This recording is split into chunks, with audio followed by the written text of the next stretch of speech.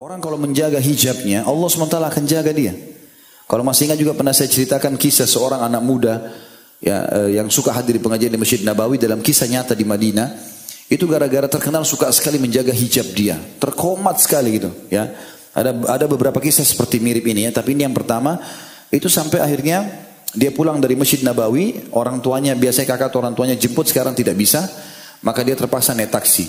Dengan hikmah Allah SWT, padahal dia pakai cadar tertutup. Rupanya supir taksi ini niat jahat, dibawa kepada padang pasir. Ya, dia juga mau teriak nggak bisa. Akhirnya intinya sudah sampai di padang pasir. Lalu dia berdoa kepada Allah SWT. Saya mengatakan, ya Allah, Engkau tahu aku sudah menjaga hijabku ini, ya, agar aku bisa menjaga kemuliaan, tidak disentuh kecuali oleh suamiku. Dan laki-laki ini niat jahat. Dikunci semua pintu di padang pasir. Dia sudah niat untuk menyerang si perempuan ini. Dia bilang tiba-tiba subhanallah dari kejauhan ada kedipan lampu mobil, gitu kan. Terus tiba-tiba supir taksi ini ketakutan, dia keluar dari mobil. Ternyata begitu dekat dia bilang, perempuan ini bilang, saya lihat mobil orang tua saya, ayah saya. Maka dia bilang, saya pun akhirnya melihat supir taksi itu lari. Lalu saya buka pintu, saya turun dari mobil tersebut. Lalu tiba-tiba ayah saya turun lalu mengatakan, masuklah ke mobil. Masuk. Dia bilang, saya lihat ayah saya sama kakak saya berdua lagi di mobil. Ini kisah nyata terjadi ya. Dia menceritakan diri dia.